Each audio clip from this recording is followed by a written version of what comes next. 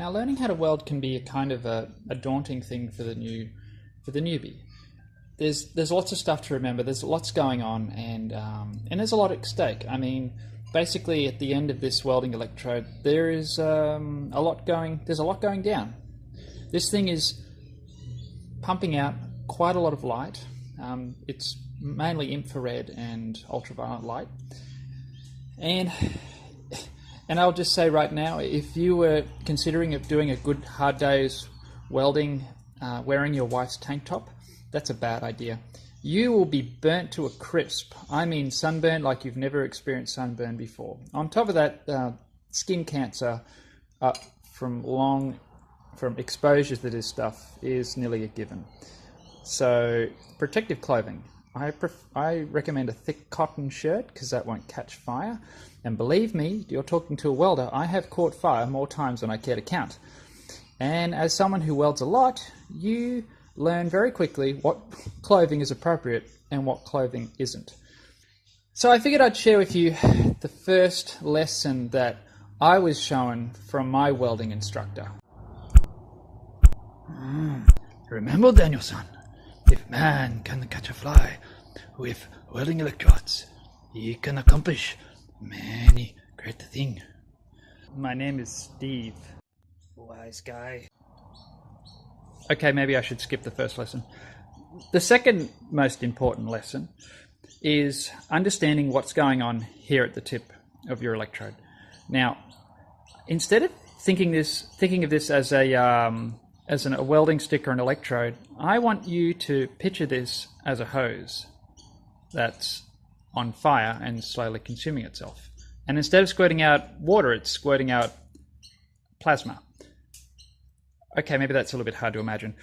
Let's just simplify that. Just pretend this is a hose, and just like a hose, wherever you point it, that's where the water is going to go. It's the same thing with the plasma on the end of this electrode, welding stick. When you strike an arc, basically what you're doing is you're connecting a circuit. This is the return lead. You want the surface that your return lead is attached to be nice and clean, so you get a good connection. You also want the surface that you're going to be welding on to be prepped clean of any loose rust and mill scale. I haven't done the best job prepping this, but it's clean enough. Don't leave paint on there. For one, you're going to be burning who knows what that paint is. You might be exposing yourself to some nasty fumes, and it's just not going to be fun. You're not going to get a good weld. I digress. When you strike an arc, you're connecting a circuit. Once this welder is on, and I do that, it's going to start to weld. Well, it's going to try to. It usually doesn't start that easy. But a few things are happening here. An arc is being created, and you're getting a plasma between the parent metal and the electrode. So this is melting the parent metal. It's also melting this electrode and slowly consuming it, eating it away. As it eats it away, this flux that's on the outside, I think that's the right term for it, it melts. This is some flux here, or slag actually. It becomes slag once it's... The purpose of the slag is to protect the weld from the atmosphere. Basically, if oxygen gets to this weld while it's in a molten state, you get a thing called porosity. The weld is compromised, and you'll know it if it ever happens. Your weld will go from being beautiful to Swiss cheese in no time at all. The purpose of this flux, this slag, is to coat the weld while it's cooling down. Now, why I say all that is to say, with a stick welder, or a MMA, manual metal arc, if you want to get technical, is whilst you're welding, think of the power as going down, as flowing down and flowing out and back. This is really important, because what that is doing is that it's keeping that molten crust liquid. It's helping it to flow down over each side of the weld and keep it protected. That's why you always drag when you stick weld. You never push. If you do that, it's just not going to... you can stick metal together if you do it that way, but it is not kosher by any means. you should always drag. And in fact, when you weld, you don't actually even have to drag to make your weld go along. You might ask, okay, Steve, how the heck is that possible?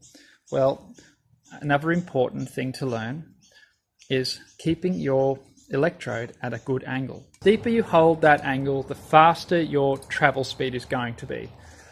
And the further you hold it up, the slower it's going to be. Of course, you don't want to weld vertical like that. You want to weld somewhere about there.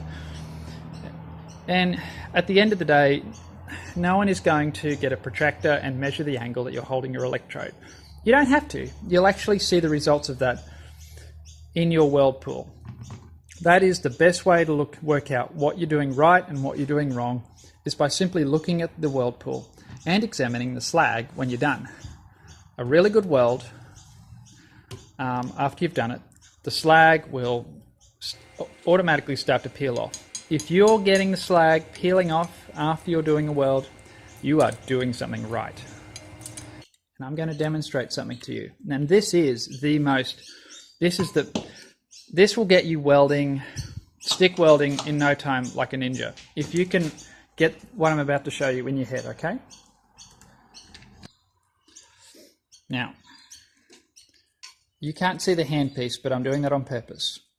Now, imagine I'm welding and that this electrode is slowly being consumed as it melts. Now watch where it starts and watch where it finishes. Now you probably think I'm dragging that along, but you know what I'm doing? All I'm doing is moving straight down and wobbling all over the place, because let's do that again. I didn't even have to worry about my travel speed. Travel speed being how fast I'm welding. It was governed by the amount that the electrode was being consumed, and all I have to do is keep up with that. So when you're welding, all you need to focus on at the very beginning is the plasma, the arc at the end of the electrode, which you want to keep about as close to the weld as possible. The closer you can keep it, the better. In saying that too, you don't want to jam it in either. If you jam it in, particularly with these smaller rods, this is a 2.4, you'll snuff it out. And that really sucks. Because then what happens is when you get a direct short, instead of the plasma happening right here at the end, the whole electrode becomes one big heating element. It gets very hot very quickly, and you sort of need to break it loose with some violent movements, usually knocking tools all over the place, or you need to just bail out by releasing the electrode from the work handle. Now, if I can put that in there. So once again, so you strike an arc. Striking an arc is simply done by scratching.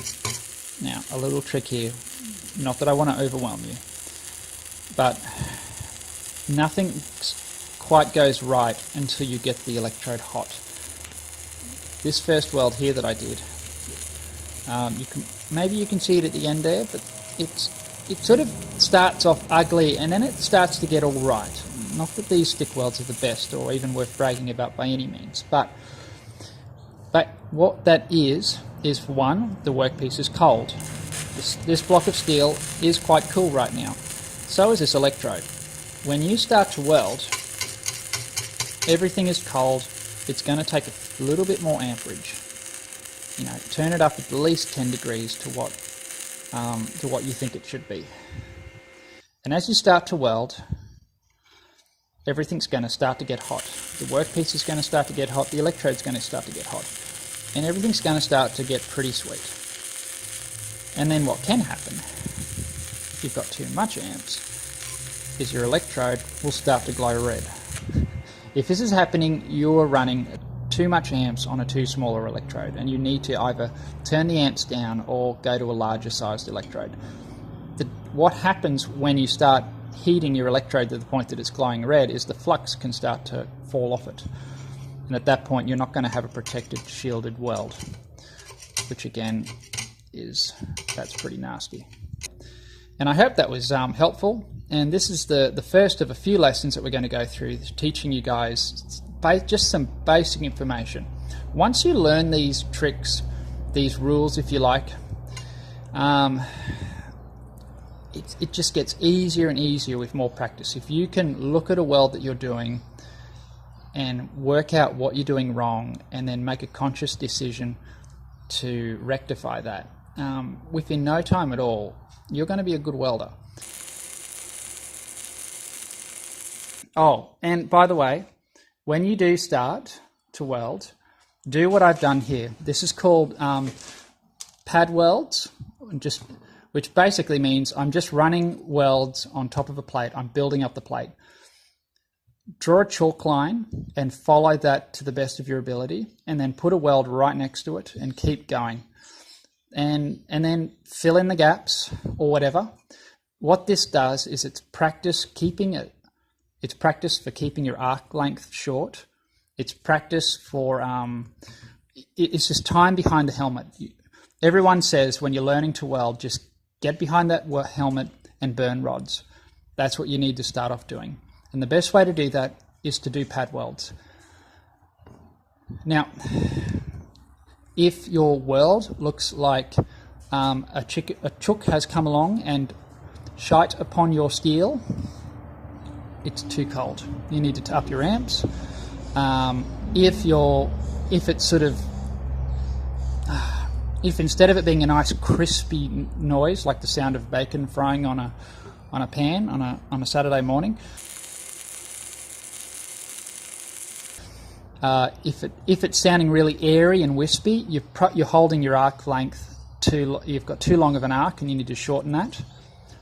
And yeah, it's as much visual as it is sound with welding. You'll soon learn you'll learn the cues of when stuff's going wrong. Run a few of these. Waste a packet of welding rods.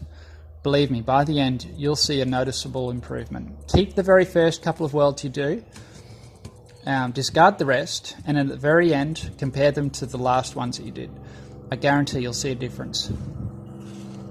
Just remember, don't worry about dragging it along, resist the urge, hold your electrode at a good angle, and slowly work your way down, focusing on your arc length, because that's all you have to do, is focus on keeping a tight arc. That's it. Set yourself up, get nice and comfortable, wear appropriate safety equipment, and yeah, and don't pick up the metal once it's finished. It's hot. You only do that once, okay? Or in my case, a few times. But if you're smarter than I am, you'll only do that once. See you guys. Bye.